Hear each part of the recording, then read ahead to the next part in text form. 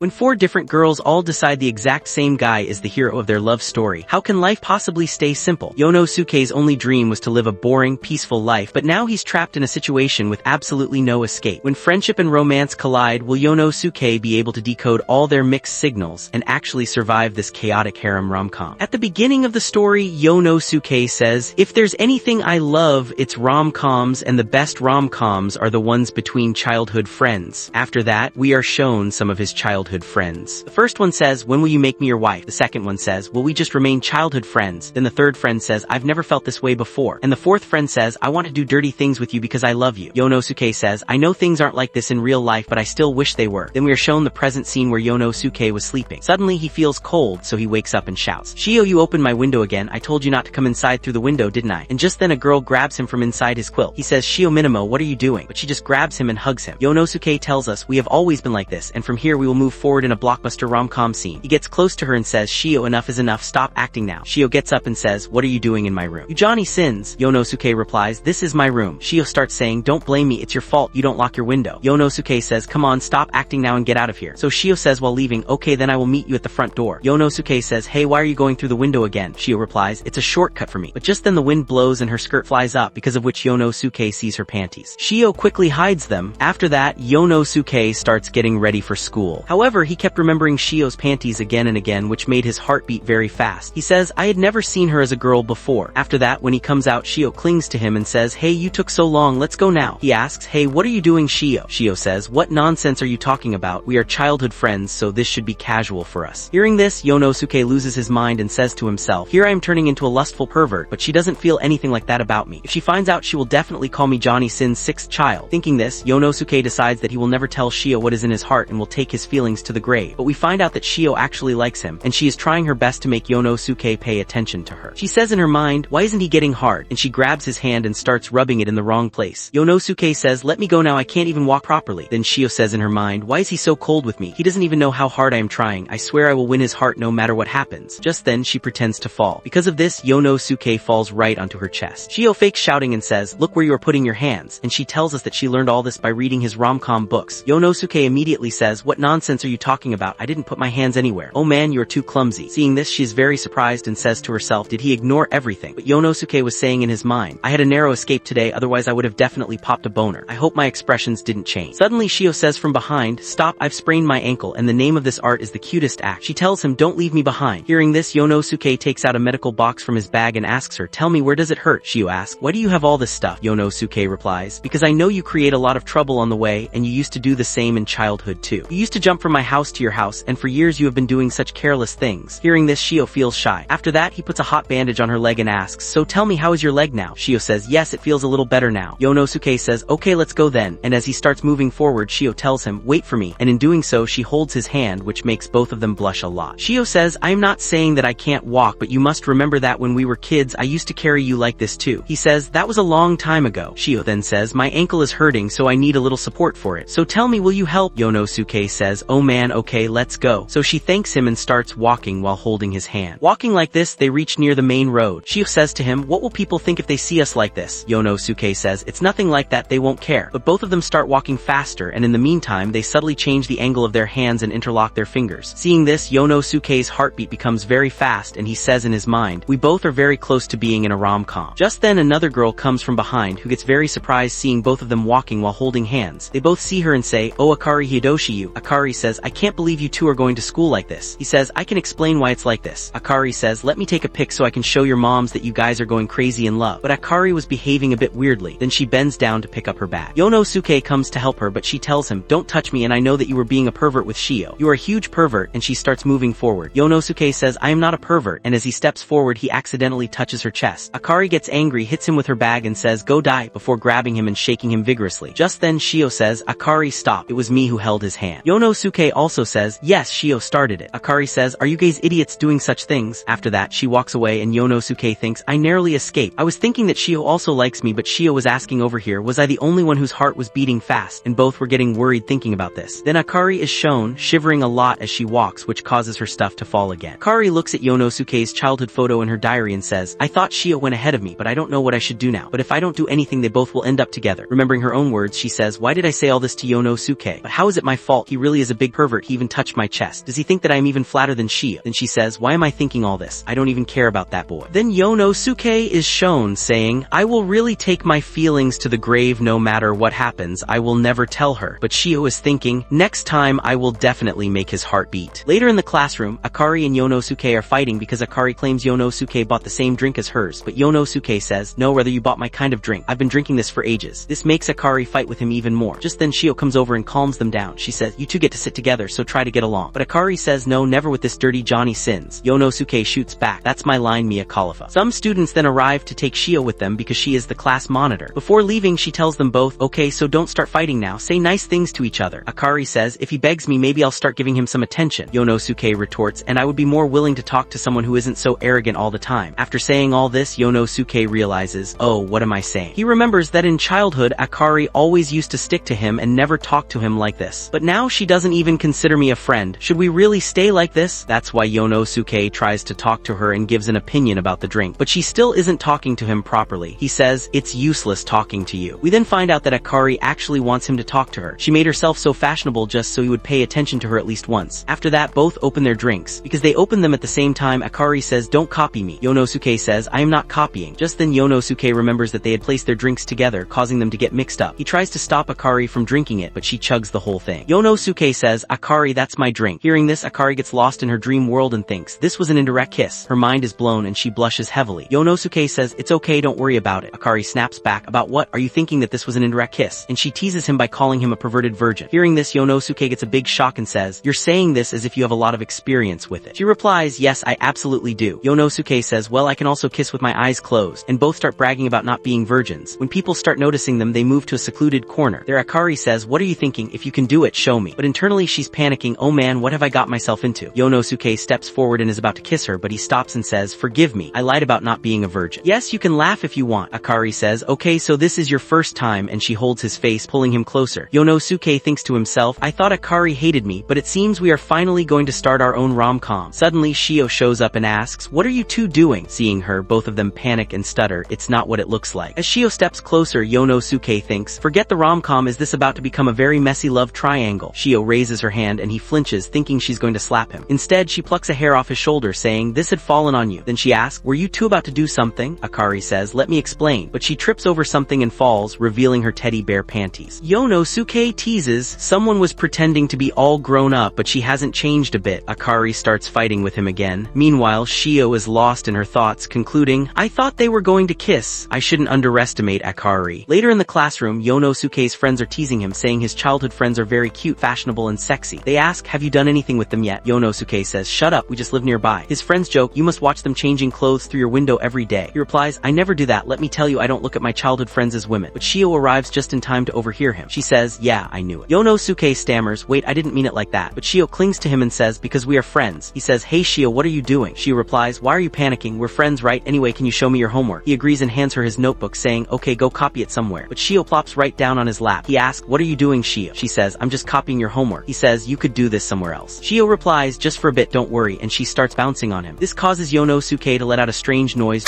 drawing everyone's attention. People whisper, what was that? That sounded so perverted. What kind of indecent things is this guy doing? Shio looks at him and says, everything will be fine, Yonosuke. I'll just copy the homework and leave. Besides, we're childhood friends, acting overly clingy. Yonosuke sighs, alright, start copy. While copying, Shio thinks to herself, I finally figured out Yonosuke's weakness. His weakness is thighs, and she subtly moves her hips, making Yonosuke lose control. Seeing this, she moves even more. He groans, just copy the homework. Suddenly, Akari shows up and asks, what are you two doing? Shio says, I was just copying homework. Akari puts on an angelic facade and says, come Shio, let me take you far away from this earth. But Shio says, everything is fine, Akari. Don't worry, Akari declares, if that's the case, move over, and she sits on his other leg. The other students are completely shocked. Akari says, I will copy a little homework too. Yonosuke says, you could just do this at your own desk. Akari snaps, shut up, don't breathe, and stop moving. We find out that Akari is blushing furiously because she feels incredibly embarrassed sitting like this, and she can feel his body heat behind her. Seeing all this makes Shio suspect that Akari also likes Yonosuke, but Akari's movements start getting even more erratic. So Shio starts moving too. Yonosuke yells, both of you stop, they freeze. He pushes them off him and says, I'm going to the bathroom for a bit. After he leaves, Akari thinks, I can still feel the warmth, while Shio thinks, next time I will make your heart mine. Meanwhile, Yonosuke yells from the bathroom, those two are so dirty. The next day, Yonosuke is shown rushing onto a crowded bus. An announcement tells standing passengers to hold onto something. The bus jerks and a girl bumps into Yonosuke. Looking at her, he thinks, she's so beautiful, and starts blushing. When the girl turns around, it's Shio. Shio says, I thought it was you, Yonosuke. Where are you going? Yonosuke says, I'm heading to the bakery. Shio says, what a coincidence, I am going there too. Yonosuke replies, the shop is right near our place, so it's not really a coincidence, and then thinks to himself, Shio is looking really beautiful. The bus takes a turn and Shio bumps into him again. He asks, what are you doing? But Shio holds onto him even tighter. Yonosuke starts breathing heavily. Shio whispers in his ear, are you feeling sick? You're breathing really fast. Yonosuke says, nothing's wrong with me. Shio says, don't lie. I know you get dizzy and nauseous whenever you travel, so I won't let you suffer anymore. Let me do this for you. Yonosuke asks, what are you going to do? Shio says, this, and she grabs both his ears and starts rubbing them with her fingers, saying, I know this makes you feel better. Yonosuke tells her to stop, but she replies, why should I? Doesn't it feel good? Unable to handle it, Yonosuke rests his head on her shoulder and says, I'm feeling weak. So you'll have to stay like this until we reach the bakery. Internally he thinks this is better than just staring at each other. Suddenly he hears a heartbeat and realizes his heart is racing. So he tells Shio, I'm sorry, I was just kidding, but when he looks at her face it's completely red. Shio says, it's nothing like what you're thinking. Yonosuke makes the bus stop and they get off right there. Shio says, but the bakery is further ahead. Yonosuke says, I know you are hiding something from me, so stop hiding these feelings. Shio thinks Yonosuke has figured out that she likes him. But Yonosuke says, I know you get motion sickness even worse than I do, so stop acting and here, have a cola. Hearing this, Shio is disappointed. They sit somewhere drinking cola. Shio thinks to herself, I will definitely get into a rom-com with my childhood friend, and she rests her head on his shoulder. Yonosuke starts trembling heavily because he can't control himself, thinking, you can never be in a rom-com with your childhood friend. The next day, Akari, Shio, and Yonosuke are playing a word game. The rule is that whoever says a word, the next person has to say a new word using the last character of the previous word. During the game, a character from Yonosuke's name comes up, so Shio just says his name and they both look at her. Shio says, I just said the word, what did you think, Yonosuke, that I was calling you? Seeing this, Akari thinks, now I'll do this too, and the game continues. However, the required character wasn't coming up, making Akari very frustrated. Finally, the character appears and Akari immediately says his name. The other two look at her. Akari says, I just said the word. What did you think, Yonosuke, that I called your name? Shio points out, Akari, you lost because you repeated my word. So that's why Akari gets punishment. Later, it's raining heavily outside. After school, Yonosuke decides to take shelter under a shrine. But when he gets there, he sees Akari taking off her wet clothes to dry them. Akari spots him, gets startled and falls over, giving Yonosuke another glimpse of her panties. She gets furious and Yonosuke runs away, wondering what was she even doing there. Then he realizes Akari doesn't have an umbrella, so he goes back and says, come with me, I'll drop you home. Akari says suspiciously, why are you suddenly trying to help me? I know you want to do something inappropriate to me. Yonosuke says, fine, I'm leaving. Akari quickly stops him. Okay.